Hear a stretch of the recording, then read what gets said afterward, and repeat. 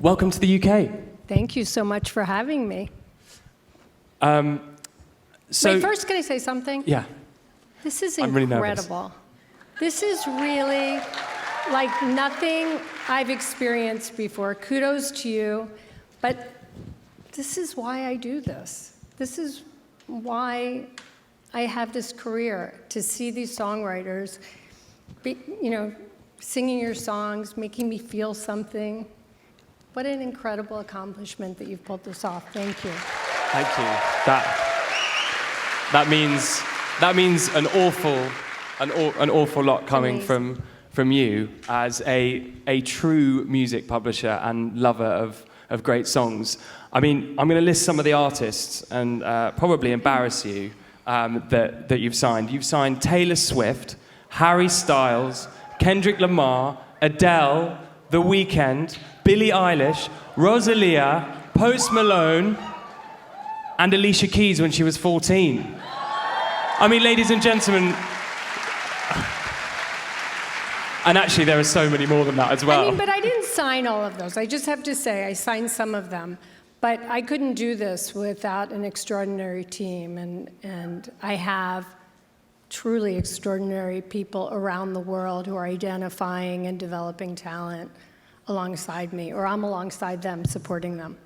But how did you grow up to have such great instincts when looking for talent? I grew up in Philadelphia in the 70s, and my grandfather had a nightclub in Cherry Hill, New Jersey. And in that nightclub, I grew up sitting ringside every Sunday afternoon at a matinee show, watching the greatest entertainers of all time, from The Temptations to Diana Ross to Frank Sinatra to Ray Charles. And so I think that I saw greatness as a child.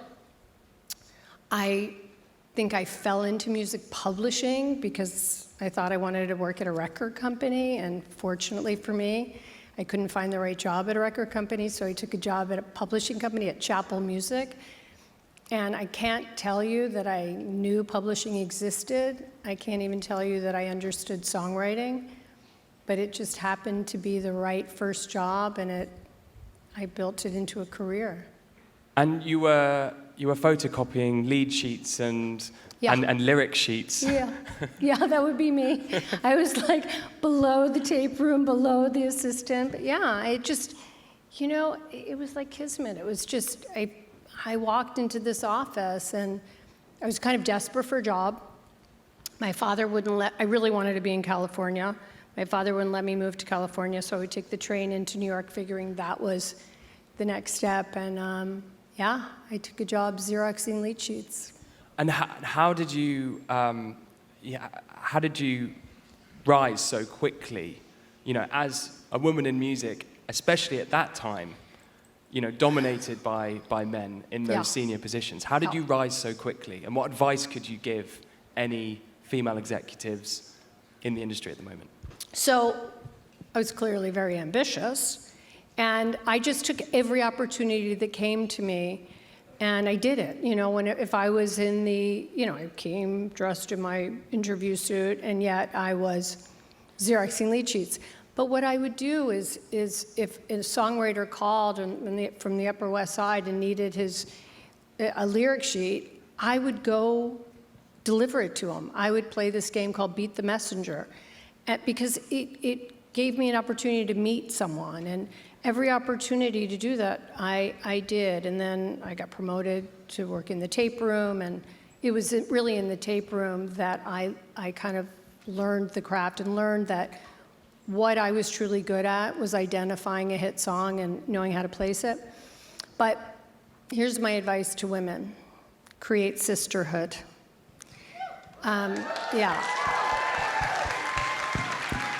And it's something I didn't have. When I came up, women who had positions in the music business wanted to keep that position. And so there wasn't room for all of us. And when I took the job as chairman of Universal as a woman, I took the job as a woman. I learned a lot from incredible men I kind of grew up thinking it was going to be the guy who would tap me on the shoulder and go, "It's your shot." And in some ways they did. But it was girlfriends of mine who, when I doubted myself, how am I? I believed all the things that various bosses said to me at the time.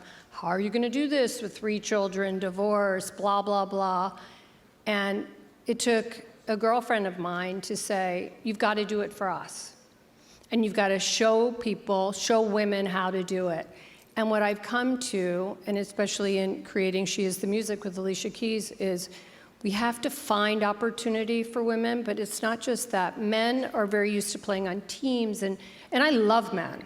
It's not that. It's just in order for women to achieve the success that we want to achieve, we have to do it together. We have to root for each other, and we have to support each other, and we have to tell our stories. And is that why you created She Is the Music? Can you explain a little bit about what that is? Yeah, I think when we recognized how few women were actually working in the music business, it was kind of around the time of Me Too. And we're not a Me Too industry. We're an industry where we want a shot. We want to be part of the, I don't know that I ever wanted to be part of the boys club. I wanted to create my own club. And the thing about She Is the Music, it's not about anything other than creating opportunity for women and increasing the number of working women and creating safe spaces. And I believe if more women were in writing sessions, songs would be different, songs would be better, writing conditions would be safer. And I believe that I'm a really good publisher. Partly, number one, I can identify a great song, but my job is to support talent. And I kind of do it from a female point of view. I do it as me, I do it as a woman. I'm not pretending to be something I'm not. And so She Is the Music came from that. We've got great mentorship programs, but really, again, it's about creating sisterhood and support for one another. And if I leave this job, I knew when I took this job, that what was important to me was that when I leave this job or as I'm in this job, that I'm not the only one. And so that's my goal in addition to everything else I do. Fantastic, absolutely fantastic. And I want to bring on a subject of, it feels like everybody is selling their rights at the minute.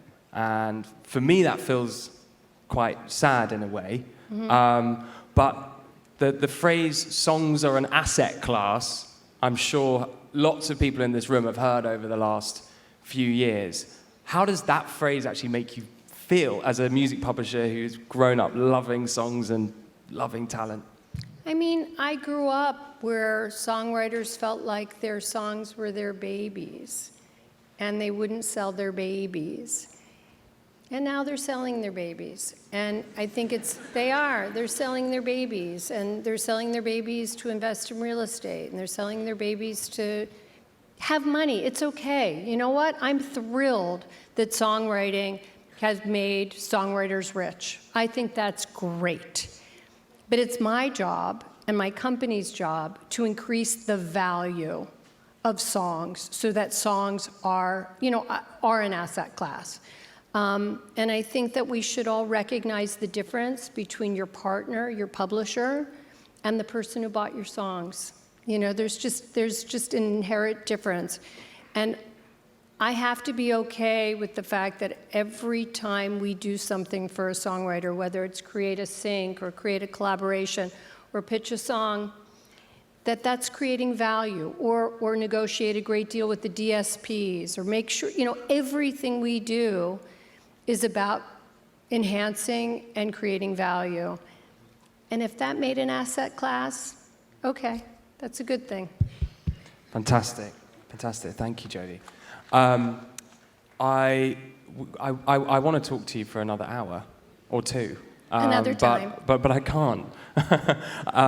I know my place. It's about the songwriters. I do too. Yeah.